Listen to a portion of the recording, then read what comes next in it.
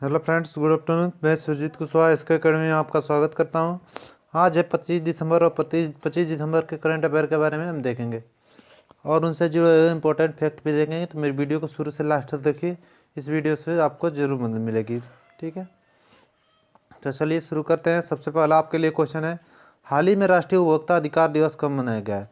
National consumer day ये कब मनाया गया है? तो ये मनाया गया आपके 24 दिसंबर को। भारत में उपभोक्ता के महत्व तथा उनके अधिकार और जिम्मेदारी के बारे में जागरूकता बढ़ाने के लिए हर साल 24 दिसंबर को नेशनल कंज्यूमर डे मतलब राष्ट्रीय उपभोक्ता दिवस मनाया जाता है। ठीक है, तो इस क्वेश्चन से आपको इतनी जानकारी मिलती है। नेक्स्ट क्वेश्चन है, हाल ही में उत्तर प्रदेश सरकार ने किस जिले में 100 ग्राम पंचायतों को मॉडल गांव के रूप में विकसित करने का निर्णय लिया है? तो उत्तर प्रदेश सरकार ने किस जिले में 100 ग्राम पंचायतों को मॉडल गांव के रूप में विकसित करने का निर्णय लिया है? तो ये लिया है गोरखपुर में। ठीक है, अब गोरखपुर में लिया है तो इसमें क्या होगा, इसमें ये जो मॉडल गांव है इनको पहले उत्तर प्रदेश सरकार इन ग्राम पंचायतों को मॉडल गांव के रूप में विकसित करेगा और जब ये मॉडल गांव डेवलप हो जाएंगे तो इनको एग्जाम्पल के तौर पर पेश किया जाएगा और इससे और भी ग्राम पंचायतें मॉडल गांव में विकसित हो सकेंगे। ठीक है, अब उत्तर प्रदेश में किया गया तो उत्तर प्रदेश के बारे में देख लेते हैं।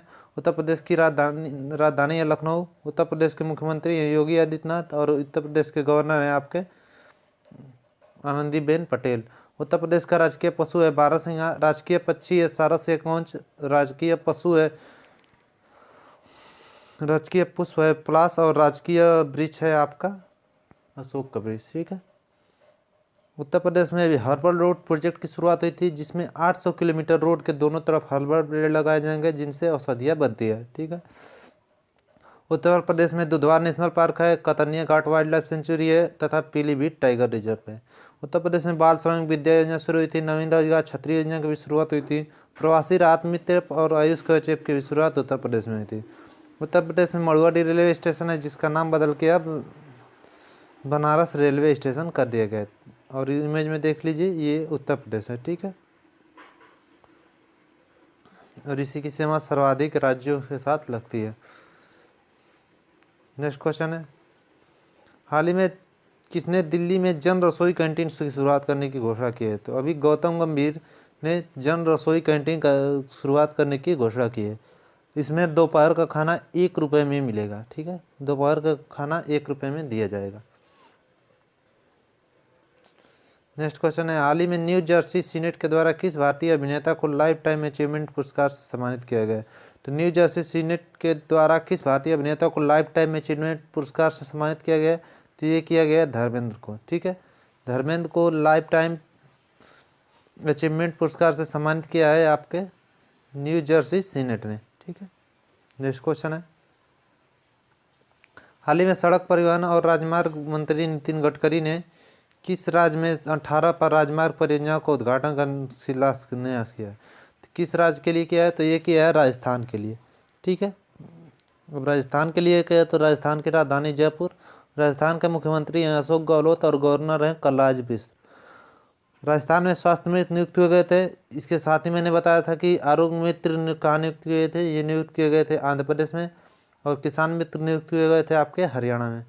राजस्थान में राज कप सिटीजन ऐप शुरू होता, स्माइली लर्निंग प्लेटफॉर्म शुरू होता था, आयु एवं साथी साथ सेहत साथी ऐप भी जो डॉक्टर से ऑनलाइन कंसल्ट करने के लिए था, ये भी राजस्थान में शुरू होता।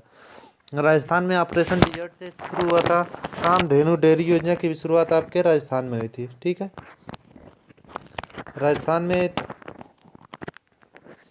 कामधेनु डेयरी योजना की शुरुआत हुई थी। इंदिरा रसोई की भी शुरुआत आपके राजस्थान में हुई थी। राजस्थान में मिल्क प्योरिटी की शुद्धता को चेक करने के लिए प्योर फॉर श्योर अभियान भी आपके राजस्थान में शुरू हुआ था। राजस्थान में कौन कौन से नेशनल पार्क है? तो राजस्थान में आपका सरिस्का, डेजर्ट, रणथंभौर ये नेशनल पार्क राजस्थान में है। राजस्थान में एक केवलादेव घाना पक्षी विहार भी है। ठीक है, तो राजस्थान के बारे में इतना याद रखिए। नेक्स्ट क्वेश्चन है, हाल ही में किस देश ने विश्व के सबसे बड़े रेडियो टेलीस्कोप का निर्माण किया है? तो किस देश ने विश्व के सबसे बड़े रेडियो टेलीस्कोप का निर्माण किया है? तो ये किया आपके किसने? ये किया है आपके चीन ने। अब चीन ने किया है तो इसका नाम क्या है? इसका नाम है FAST फास्ट। इसका नाम है फास्ट मतलब 500 मीटर्स एपर्चर स्फेरिकल टेलीस्कोप। क्या है? 500 मीटर एपर्चर स्फेरिकल टेलीस्कोप इसका नाम है। और इसका इस टेलीस्कोप का निर्माण किया है किसने? चीन ने। ठीक है। नेक्स्ट क्वेश्चन है, हाल ही में किसने ओ मिजोरम पुस्तक का विमोचन किया है? तो ओ मिजोरम पुस्तक का विमोचन किसने किया है? तो ये किया है हमारे उपराष्ट्रपति एम वेंकैया नायडू ने। और इसके लेखक क्या हैं? इसके लेखक जो है मिजोरम के गवर्नर हैं PS श्रीधरन पिल्लई। इन्होंने इस किताब को लिखा है। ठीक है। अब तक उन्होंने 125 पुस्तकें लिख चुका है, क्योंकि लिख चुके हैं। ठीक है, क्योंकि ये एक राइटर भी हैं। नेक्स्ट क्वेश्चन है, हाल ही में MRSAM मिसाइल का सफलतापूर्वक परीक्षण कहाँ किया गया? तो MRSAM मिसाइल का सफलतापूर्वक परीक्षण कहाँ किया गया? तो ये किया गया उड़ीसा में। उड़ीसा के चांदीपुर रेंज में इसका सफलतापूर्वक परीक्षण किया गया है। अब जो SAM है, इससे यह सेना का एक संस्करण है और इसमें इंडिया और इजराइल मिलकर इसको डिजाइन किए हैं। अब उड़ीसा में किए हैं, तो उड़ीसा की राजधानी भुवनेश्वर। उड़ीसा के मुख्यमंत्री नवीन पटनायक और गवर्नर है गणेशी लाल। उड़ीसा में है व्हीलर द्वीप, जिसका नाम बदल के APJ अब्दुल कलाम द्वीप रख दिया गया है। उड़ीसा दिवस या उत्कल दिवस कब मनाया जाता है? तो ये मनाया जाता है आपके 1 अप्रैल को। ठीक है। उड़ीसा का पूर्ण नाम क्या है? कलिंग। उड़ीसा में सिमलीपाल नेशनल पार्क है और चिल्का लेक है। ठीक है। तो उड़ीसा के बारे में इतना जानकारी याद रखिए। नेक्स्ट क्वेश्चन देख लेते हैं। नेक्स्ट क्वेश्चन कौन सा है, हाल ही में माधव भंडारी द्वारा लिखित अयोध्या पुस्तक का विमोचन किसने किया है? तो माधव भंडारी द्वारा लिखित ये पुस्तक है आपका अयोध्या। इसके विमोचन किसने किया है? तो इसका की है महाराष्ट्र के जो BJP के अध्यक्ष हैं मेन महाराष्ट्र के लिए, वो हैं देवेंद्र फडणवीस। इन्होंने इसका विमोचन किया है। और जो ये आपके माधव भंडारी हैं, ये कौन है? ये BJP के उपाध्यक्ष हैं। महाराष्ट्र में BJP के उपाध्यक्ष हैं और इन्होंने इस किताब को लिखा है। ठीक है। नेक्स्ट क्वेश्चन है, हाल ही में ATP अवार्ड्स ने किस खिलाड़ी को फैंस फेवरेट अवार्ड द्वारा सम्मानित किया है? तो ATP अवार्ड ने किस खिलाड़ी को फैंस फेवरेट अवार्ड द्वारा सम्मानित किया है? तो ये किया है रोजर फेडरर को। ठीक है। सिंगल कैटेगरी में रोजर फेडरर को ATP मतलब Asian association of tennis professional award ने खिलाड़ी से फैंस फेवरेट अवार्ड द्वारा सम्मानित किया है। ठीक है। नेक्स्ट क्वेश्चन है, हाल ही में केंद्रीय मंत्रिमंडल ने DTH सेवा में कितने प्रतिशत FDI की मंजूरी दी है? तो DTH सेवा में कितने प्रतिशत FDI की मंजूरी दी है केंद्रीय मंत्रालय ने? तो ये दे दिए 100%। ठीक है। केंद्रीय मंत्रालय ने DTH सेवा में अब FDI को 100% की मंजूरी दे दी है। ठीक है। FDI मतलब फॉरेन डायरेक्ट इन्वेस्टमेंट। इसमें क्या होता है? इसमें जैसे कोई भी कंपनी आती हैं हमारे देश में आती हैं और वो वहाँ पे पैसा इन्वेस्ट करती हैं और उसके बदले वो ज़्यादा से ज़्यादा पैसा कमाती हैं और अपने देश में बेचती हैं। तो वो जितनी भी पैसा हमारे देश में लगाती हैं वही होता है FDI मतलब फॉरेन डायरेक्ट इन्वेस्टमेंट।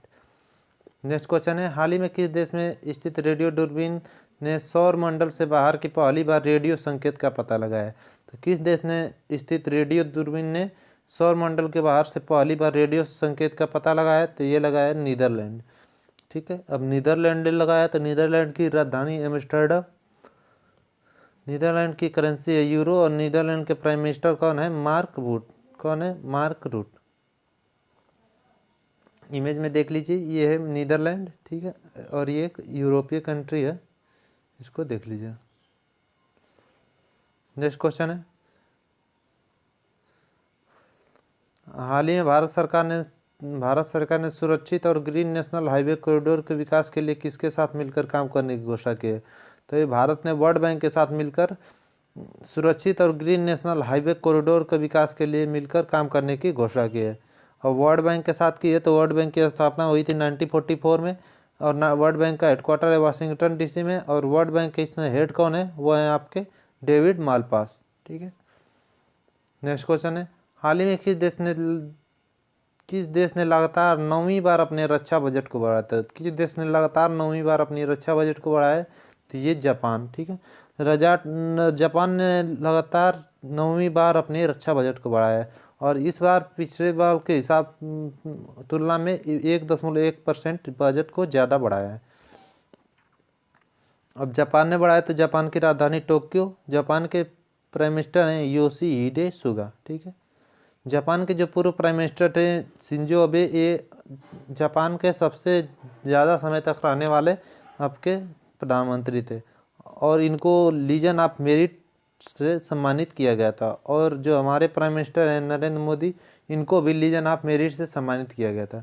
ये देख लीजिए, ये चारों तरफ से समुद्र से घिरा है, ये जापान है। ठीक है,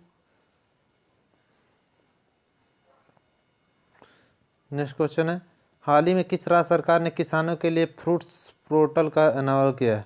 तो किस राज्य सरकार ने किसानों के लिए फ्रूट्स पोर्टल का अनावरण किया है? तो यह किया है कर्नाटक ने। अब फ्रूट्स क्या है? फ्रूट्स की फुल फॉर्म देख लीजिए, farmer registration and unified beneficiary information system. क्या है?